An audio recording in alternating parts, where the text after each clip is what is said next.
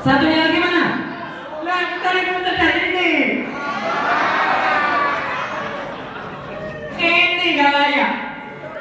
Masa disejajarkan dengan proklamator kita dua-duanya.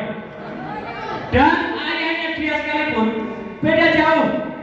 Ada pertanyaan di antara kita, ke saya, ke Pak Resmon, ke Dr. Tifa, dan ke 5 yang lain plus 4 yang lainnya karena kami sebenarnya ber-12. Kenapa ijazahnya Bung Karno dan Bung Hatta nggak diteliti? Salah besar. Bung Karno jelas ijazah beliau adalah di Technische Hogeschool te Bandung, itu ITB, clear. Ijazahnya Bung Hatta jelas di Rotterdam, University of Erasmus. Bahkan ada satu contoh yang sangat bagus. Ini bagus untuk semua pejabat publik.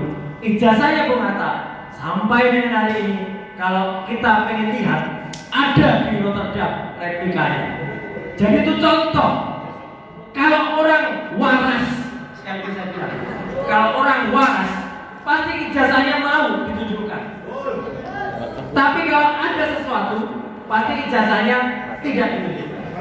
Nah, jadi hari ini ada beberapa poin yang ingin saya sampaikan. Yang pertama, kami berterima kasih. Bukan hanya kami bertiga, ber-8, ber-12 dan kita semua. Berterima kasih kepada rakyat Indonesia yang terus membersamai dan memberikan atensi dan supportnya. Kalau Anda nggak bisa datang, silakan cukup dengan doa, dan itu kami terima dengan lapang dada dan alhamdulillah ya kalau itu dilakukan. Terima kasih ya. Karena apa? Perjuangan ini adalah perjuangan kita. Perjuangan kita bersama. Dari tempat ini dulu kita mulai. Dari tempat ini pula lah kita sudah bergerak. Dari tempat ini tanggal 30 April dulu, di tengah-tengah acara kita mendengar kabar Joko Widodo melaporkan kita ke bagian kehilangan di Polda Metro Jaya. Saya nggak bohong, loketnya loket kehilangan itu. Jadi memang dia mungkin kehilangan ijazahnya atau kehilangan kewarasannya. Iya, kalau orang yakin benar ijazahnya pasti ditunjukkan. Enggak, tidak ditunjukkan. Satu. Yang kedua, yang dilapori, saya juga mohon tolong kembalikan kewarasan. Saya, Dr. Resmon, Dr. Tifa, dan 5 yang lain, bahkan tambah 4 yang lain, tidak pernah, demi Tuhan, demi Allah Subhanahu wa Ta'ala, tidak pernah yang namanya mengedit ijazah. Catat itu. Kalau ada orang yang mengatakan kami mengedit ijazah dan mengedarkan ijazah palsu, orang itu yang berbohong. Kami memang meneliti ijazah yang pernah diposting oleh seorang kader partai Gajah Kutet. Gajah Kutet itu gajah kecil, gajah kerdil. Namanya Dian Sari Utama pada tanggal 1 April. Kalau mau dikejar dengan pasal 32 dan 35, dialah harusnya. Karena ijazah yang dipoto oleh Dian Sari miring kayak otaknya. Ini kan miring. Jadi dia sudah membuat ijazah yang tadinya tampak benar menjadi tidak benar. Dialah Dian Sari. Kami tidak pernah mengubah apapun bentuk ijazahnya. Kalau kami lakukan penelitian dengan EWA, dengan luminant gradients, yang nanti juga akan sampai ke dokter semua, itu adalah ilmiah, bukan kami mengedit. Jadi kalau ada orang yang mengerti bahwa kami melakukan penelitian untuk mengedit, itulah yang kita tentang. Kenapa? Karena pasal yang digunakan untuk mengedit itu adalah pasal 32 dan 35. Itulah yang mau dibebankan kepada kita untuk ditahan. Karena ancaman hukumannya di atas 5 tahun. Jadi itu yang akan kita dobrak pertama kali. Tidak pernah ada edit mengedit. Kalau urusan pencemaran nama baik, silakan saja kita bertarung ke pengadilan. Tapi demi Tuhan, demi Allah sekali lagi, tidak ada yang namanya edit. Dan bahkan ijazah yang kami teliti sudah dikonfirmasi oleh KPU, ada 5 tempat sama dengan ini. Jadi mana yang diedit?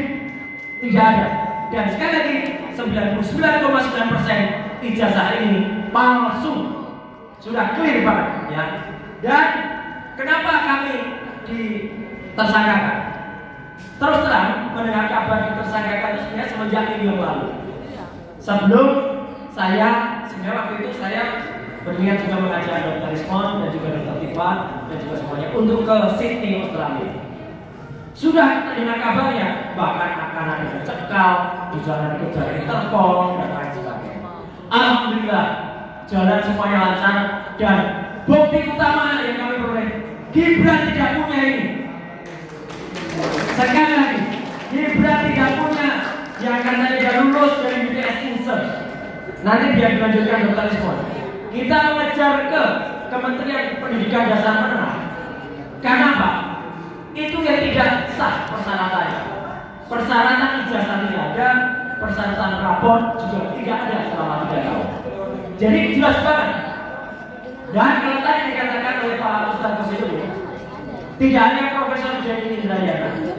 Semalam Pak Ustaz, saya juga ketemu dengan yang sudah juga memberikan dukungan ke kita, yaitu Pak Dr. Amir Samsudin, ya, mantan Menkumham, yang dulu ketika Prof. Denny, Pak Mamenakwa, Pak Mamek, dia ada menterinya. Tetap Pak Amir Samsudin juga memberikan support kepada kita.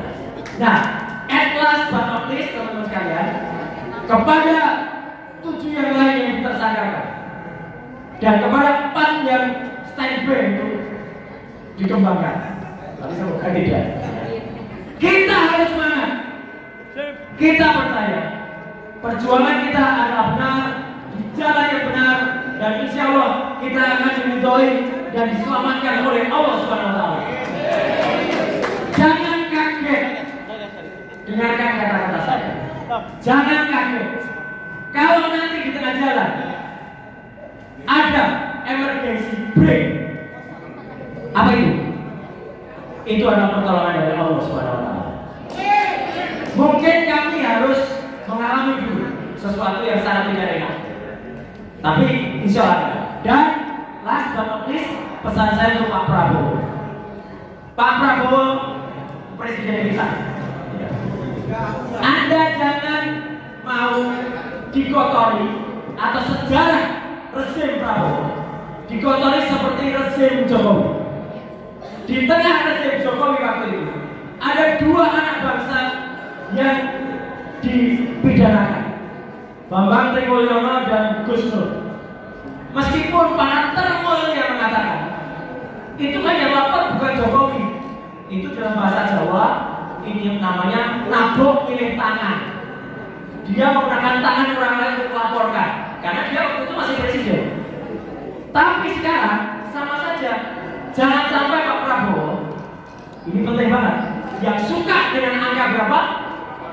8. Di tengah Pak Prabowo, di rezim Pak Prabowo ada 8 anak bangsa dipidana. Itu akan dilihat oleh seluruh rakyat Indonesia bahkan dunia. Di tengah-tengah Presiden Prabowo Subianto ada 8 anak bangsa dipidana. Jadi teman-teman semua, ayo kita bersama-sama ini sekarang sudah mulai kita dulu.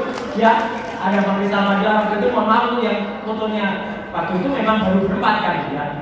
Trio RT plus Pak Rizal Madila.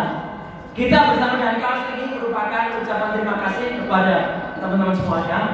Yang bisa membalas adalah Allah Subhanahu Wa Taala.